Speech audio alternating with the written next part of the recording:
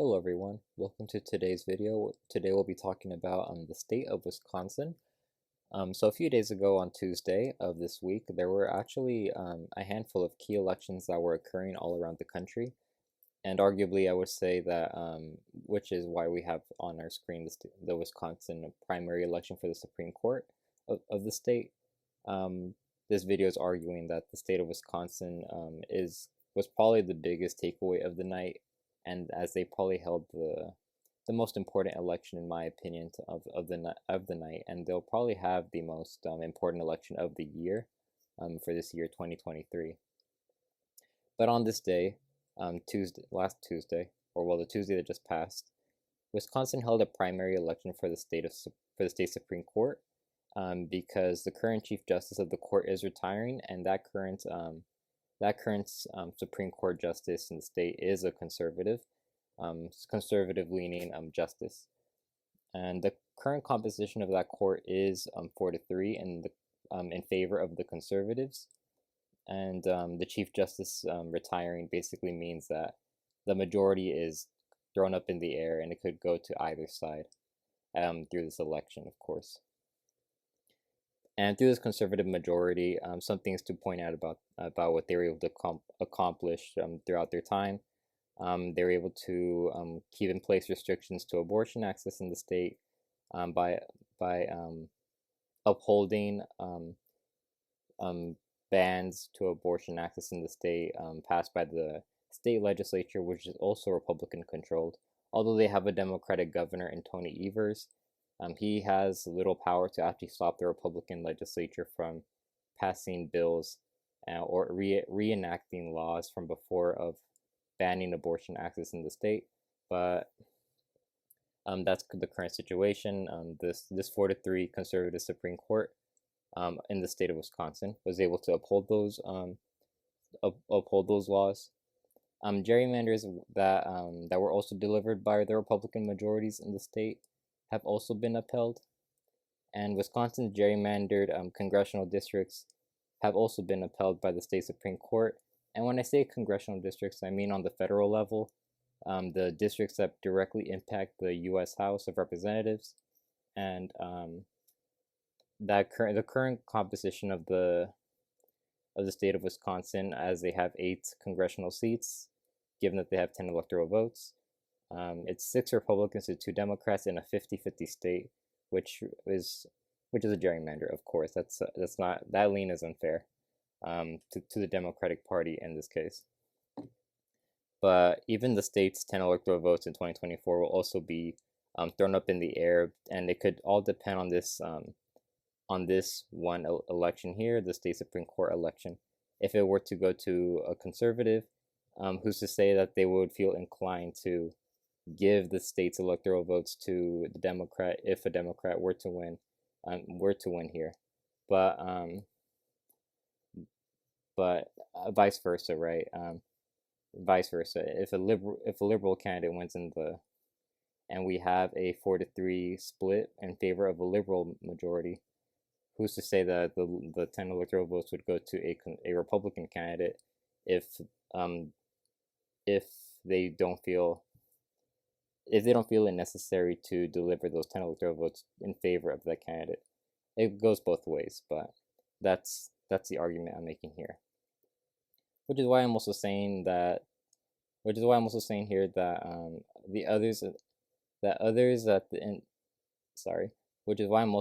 here today, along with others, that this Wisconsin Supreme Court election is probably the most crucial election in 2023.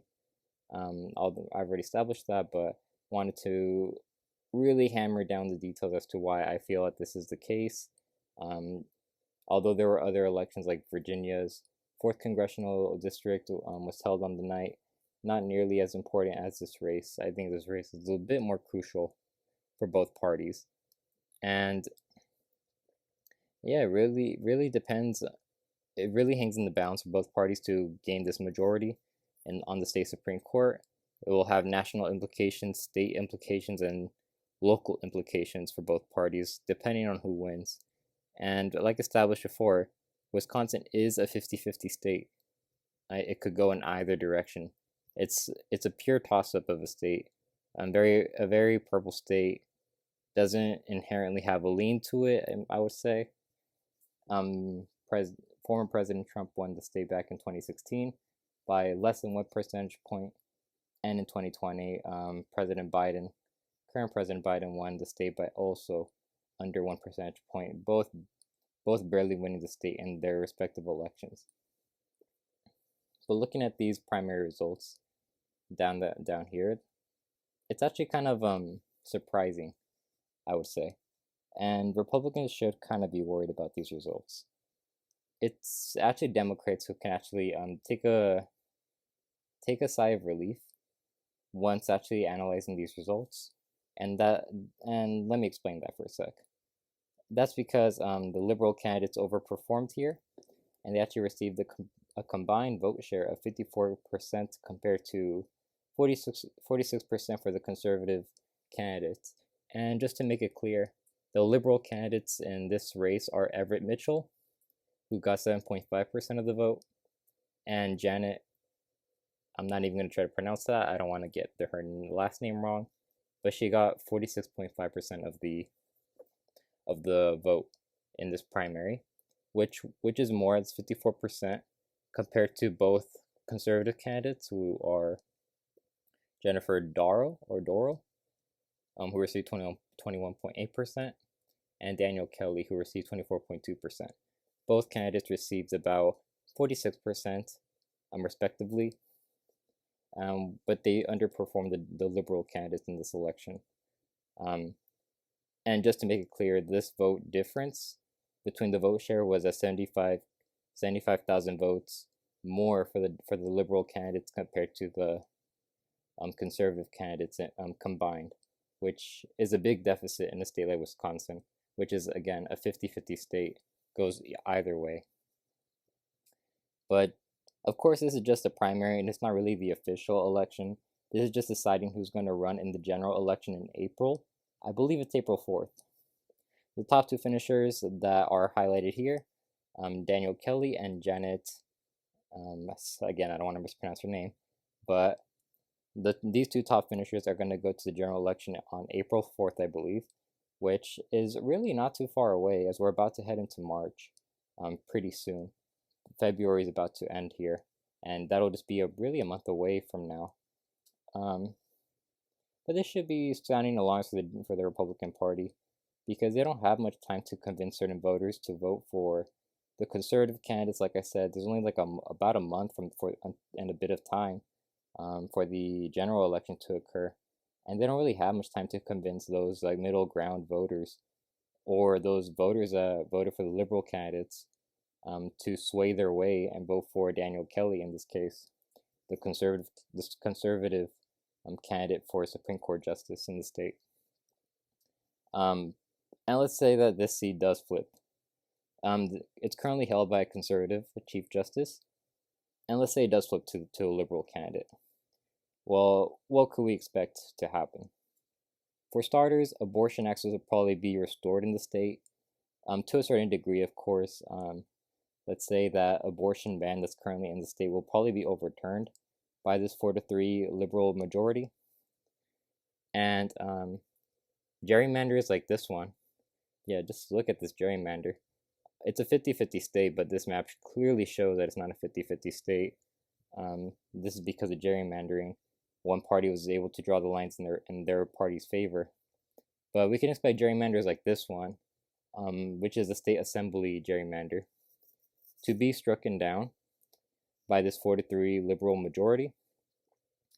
And that's not the only thing that will get stricken down as well. We also have the congressional map, the congressional version of the state's map, which this directly impacts the U.S. House of Reps. Like I said earlier, it's a 6-2 split in favor of Republicans on the congressional map level. It really should be 4-4 or 5-4 in the liberal, Democratic leaning map, because it is a 50-50 state. It should have 4-4 or 3-3 with 2 toss-ups, something about that caliber. but that's clearly not the case due to gerrymandering that has occurred in the state. The state legislature, which are both chambers are controlled by Republicans, were able to draw the maps in their party's favor. But with the flipped Supreme Court in the state, we can expect these maps to be thrown out and then be ordered to redraw by, say, like a special committee or a appointed judge who would draw the maps in favor of the other party that's been basically underrepresented in the state. But that's just a few changes that we can expect, and plus more that basically coincide with the views of one party's direction. And even bigger than that, in my opinion, are these gerrymandered maps, right? I do think the gerrymandered maps are bigger. They are the biggest implication for both parties because we all know how narrow the House majority is right now for Republicans. It's currently like a handful of a majority, I believe 5 seats in favor of Republicans. Republicans barely took the House in 2022. And, this map alone right here would basically give Democrats, well, if this map gets overturned, it would give Democrats like an additional 2 seats, 2 to 3 seats, and 2 to 3 pickups. These are the types of scenarios where, that will flip the House in favor of the Democrats in the 2024 presidential election. And that's something that Republicans should be terrified about. They could lose a House majority relatively simply off of these gerrymanders that they have constructed getting overturned by elections like this one, the Supreme Court election in the state. But that's basically that implication. But we'll just have to wait and see what happens on April 4th. We'll just have to wait and see in the general election. This is the primary, of course, but we'll just have to wait for the general election to occur to see what those results will actually be. And because so much is on the line for both parties. But aside from that, I just wanted to keep you guys updated about this election. I'll be covering it more as we get closer to that election on April 4th.